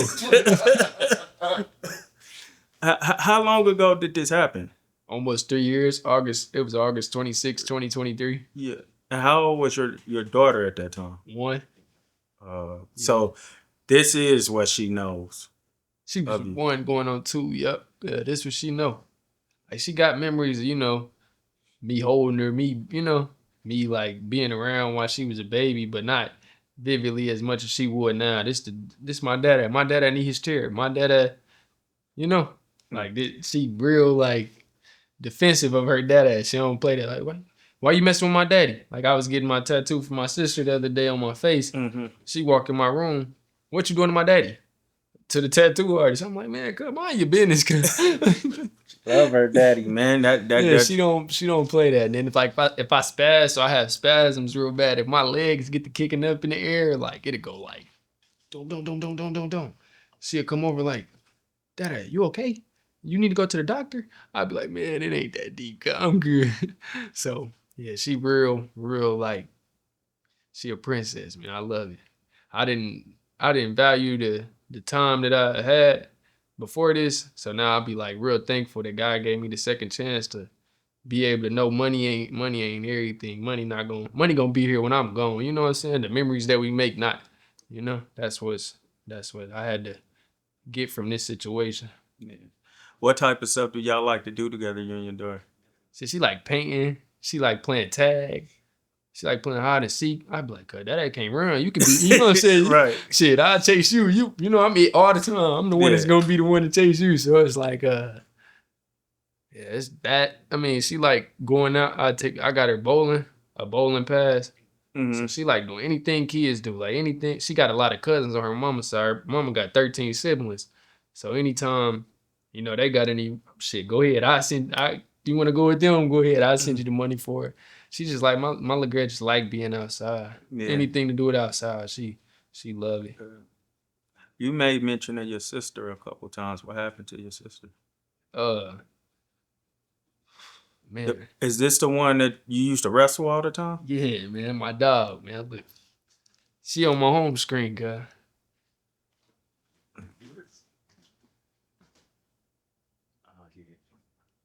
This where I got in my necklace. Man, February 10th this year. She was in the car with her boyfriend. They both got shot and killed. That's what it was. That's what it is. And she, what, 27 at the time? She 26. She just turned 27, May 11th. Yeah, she was 26. She left as a 3-year-old though, bad as hell. Yeah, she used to always tell me like, I ain't having no kids. She had her kid. God called her home.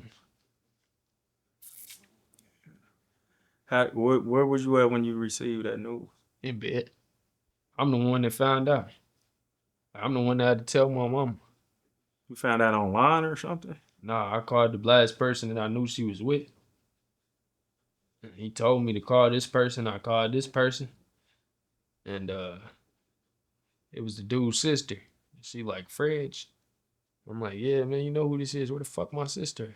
She like, I ain't gonna be the one to tell you this. I never talked to you before. I'm like, man, what? Quick, man, tell me what? So I get to trip and I'm like, man, tell me what?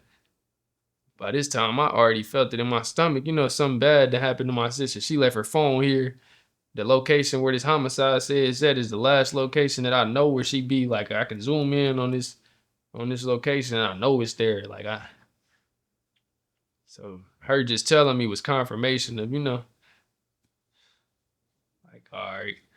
I started screaming. I'm talking about like just screaming. I couldn't even cry. I'm just screaming. Cause my mama, before she went upstairs to go to sleep, she told me, let me know when you figure out where the fuck your sister is. Cause my sister always used to just leave, you know, come back. Shit, I got her daughter young. Said she good. She know her daughter with her uncle. She leave, come back. But she never left her phone. So that was why my mom like, find out where your sister is. I'm talking about 20 minutes later, she come back in from smoking a cigarette. She like, it was just a homicide over there by where your sister be at. Man, what? Show me. She showed me the exact location. I'm talking about, I knew. I couldn't tell her right then and there, but I'm like, once I find out, it's just gonna confirm that I already know, you know? Like, cause when she showed me the location, I'm talking, my stomach dropped. I'm like, and it was one of them ones, like, yeah, never feel this feeling in your stomach again. So, yeah. You said she never leave her phone, meaning she left it at your house? Left it at the house. I'm talking about last conversation we had. I'm sitting out back, I'm smoking my blunt. And she comes out there. She's like, hey, I'm about to go sit in the car with my boyfriend. I know her boyfriend cool dude, you know? And then I wouldn't say, shit, you know. Gotcha. He the reason why she did, because he's not. You know what I'm saying? People that's jealous, people that don't know how to control they guns or they feelings is the reason why my sister and him is dead. So I ain't mad at him or her. But nah, she told me like, I'm about to go outside. I'm about to go smoke with my boyfriend. You know, me being an asshole, I'm like, hey, your motherfucking daughter here, don't leave all night. Right. So I'm playing with it. This like 6 o'clock. Man, my dog was dead by 10:30, cuz. Shot over 14 times, cuz. That shit. Like, this how I know it'd be like a strong mind over matter thing. Cause probably 4 years ago, if I got this news and I was walking, you know what I'm saying, I'd have got the taking medicine. Dude, just getting high, trying not to feel it. But now I'd be like, bro, I deal with this shit. It's death real. Like, you live, you know, life go on. I live through her. That's why I put LLB on the wall. Cause I said, I'm doing this shit for her. She'd be proud of me. What's her, if you don't mind? Brittany. Fine piece, yo. Yeah. And with her being like the closest to you, I know it had you reflecting on her beating you up. My dog though, like, cuz one time I'm trying to smoke my black, right? She in the car. She using my mama's car. My mama know I smoke black, but I guess she didn't want me to smoke my black. She like, get in the back seat with that. I'm like, man, what? This my mama's car. I'm not getting in the back seat. So I'm like, to avoid the argument, I just hop in the back seat. Roll the window down. I try to light my black. She done rolled the window up. I'm like, bro, you just told me to get the fuck in the back seat. We not doing this. She like, you riding with me. Nigga, you're in my mom's car. I'm like, I got mad as hell. I'm like, bro, quit playing with me, bro. I'm gonna crack your ass. So she thought I was she thought I was playing. I must have opened the door. I looked at her right before I got out. Crack. I'm talking about I ain't make it out the car by the time she was on my back. I'm like, oh man, we about to be fighting for an hour. We outside fighting for about 30 minutes. My cousin pulled up. He done broke us up. Like, broke us up from fighting. I'm like, bro, that bitch don't get tired, bro. I can't fight. That's what I'm telling, bro. Like, man, she don't get tired, bro. He like, bro, you gotta chill. That's your sister. I'm like, bro, she don't get tired. Like, she cracking me. I'm slamming her. I ain't even hitting her. I'm just slamming her. You hear the slam. She get back up. Ding, ding, ding, ding, ding. Cuz, we not doing this, cuz. This is not what we doing. Like, she about 100 pounds soaking wet. 5'3", and a fight. Just like the fight. Man, to fight the world. But when she had her kids, she calmed down. Hellas changed her life. She was stealing cars at like 13, cuz she went from stealing cars to a dental assistant. So I'm like, yeah, she did a whole 360 in life, man. Like, do y'all have that type of relationship that even after something serious happened, y'all just mess with each other? Yeah, we to cool. Where the point after what happened to you, she probably like can't do nothing with me now type deal. Nah, she still know like I'll grab her ass up in the wheelchair. Like all my siblings know, like if I get mad enough, gang, this right hand is snatching somebody up. We getting in the headlock. Yeah. If I get it a good enough grip, like I'm putting the whole thing in drive. Like you coming with me while you in the headlock. Like it was an altercation one day. Me and my big sister, I love her to death, man. She told me like, nigga, that's why you in the chair now. I'm like, what? But she out her body. She not in her right state of body. So I'm like, man, who the fuck is you talking to, cuz? She must have tried to walk out the door when she said it. Put this bitch in turbo mode. I'm talking about I hit the door right after. She on the porch talking to my mama. Then I swung the door open. I done kicked the screen door open. I'm talking about like on some movie type shit. She like, bro, why you coming out here? You not gonna do nothing? Who not gonna do nothing? Went right in her mouth. Man, quit playing with me, cuz. I'm talking about she done tried to push me out the wheelchair. I'm like, I ain't going nowhere, dumbass. I ain't going.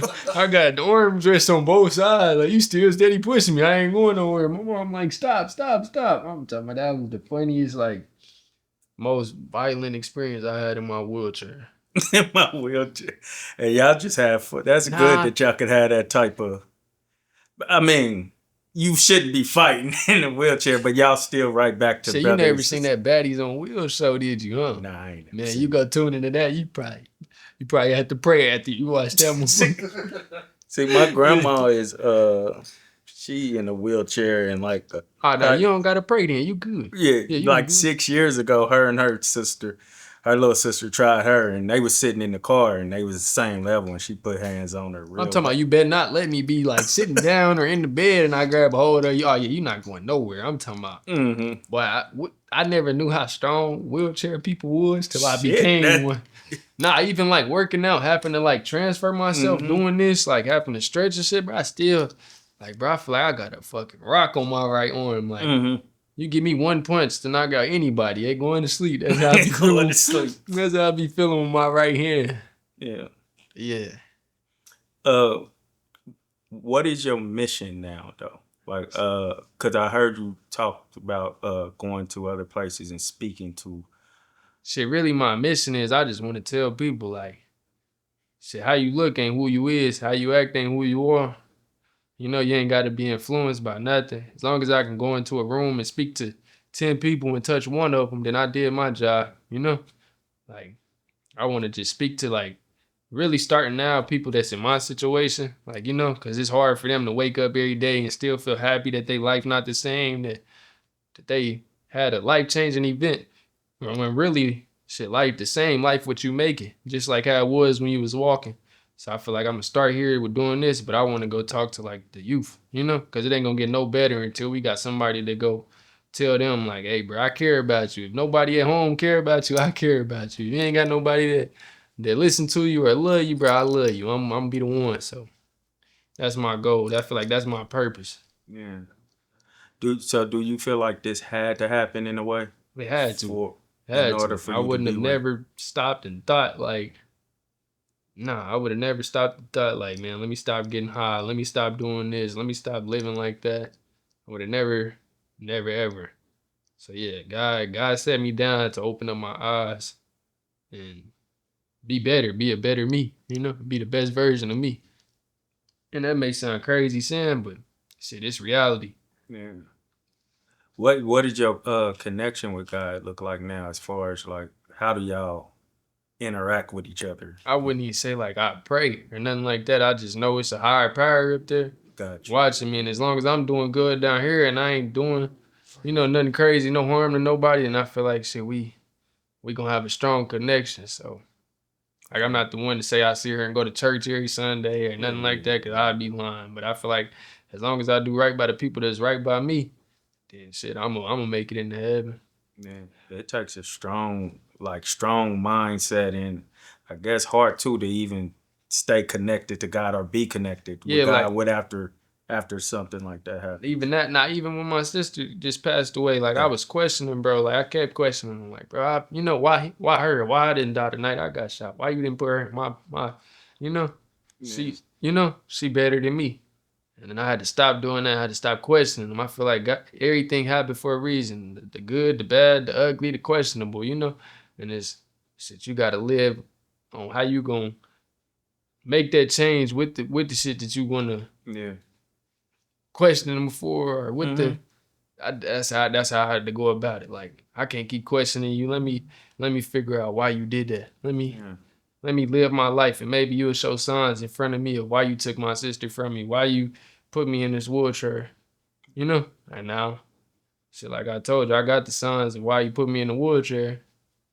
Man, the more I go down the road, the more I know why you took my sister from me. I won't question it. As close as y'all were, or do you still feel her presence in certain things, or you see her daughter do something? Man, her head look just like her mama. I'm talking about, cause my niece act just like her mama. Ain't scared of nothing. It's her way or the highway. Terrified of bugs. Let me rephrase that. It's not scared of nothing but a shit on herself if she got a bug on her. Mm-hmm. I'm talking about go crazy. Man, that's all I see in my niece is her mama. Cause like, damn, you act just like your mama. And I be thinking like, shit, Brittany, you did this for a reason. You had this little girl for a reason. And this the reason. I wouldn't say this the reason, but you left for something to look forward to. Yeah. So in those times, you like smile and chuckle or something like that. And then even when I do get sad and I, think about my daughter, like, don't get me wrong, I let it out. I cry. But after so long, she'll probably pinch me or something like, man, quit crying, man. Quit all that crying. We don't do that, you know? So I'd be like, snap back into reality. Like, bro, quit all that crying, bro. You know, she'll beat the shit out you. She see you crying like this. I'm talking about I was in the hospital crying because I was sad, you know. She come in there like, why you sad? I'm like, man, I can't walk. She like, nigga, you knew that when you woke up. Come on, quit playing. I'm like, all right. So I just know, different. Like, she ain't That's one a way of lifting you up. She ain't one of them ones. Like, she ain't for the sadness. She ain't for the scariness. She's toughest lady I ever knew. You know why you say that? Your sister probably cried when you wasn't around about your situation, though. Almost she definitely. Just knew she had to come in there, and that was her way of lifting you up. Like, hey, definitely. If you got any, I feel like you gave us a lot of words, but if you got anything else you want to leave the people for their minds and their hearts, and if you want to pray for their minds and their hearts, man, just be humble. Anything could be taken from you. Everything you worked hard for could be taken from you. Anything that you done felt like you done put time and effort in could be taken for you. Always remain humble. You know what I'm saying? And never treat nobody like less than what they are because you got more. Every action don't deserve a reaction. You know what I'm saying? Learn like self-discipline, if that makes sense. A lot of people don't got that. And that shit, like I said, this shit mind over matter with everything you do. If you think about it, then ain't no way you can go wrong about it. If you do, then you got a fucked up mind. That's really it. How you feel about closing us in prayer? It ain't gonna be long, but that's whatever you, however. Bow your head and close your eyes. Dear Heavenly Father, I want to say thank you for letting me meet Damo. Thank you, Lord. And take the time out of my day to tell or try to touch the people that's gonna see this. And just keep your hands wrapped around everybody and anybody. Yes, Father. And make sure that how do I say this? That every day you wake up, you bless. You know, every day that you do something, you bless. And when you see something, you bless. Don't take nothing for granted. And just live your life to the fullest because you only get one of them. Amen. Amen. Appreciate you. The goal is to leave a lasting imprint on their minds and their hearts. We pray you be indelibly marked. My brother. Appreciate you.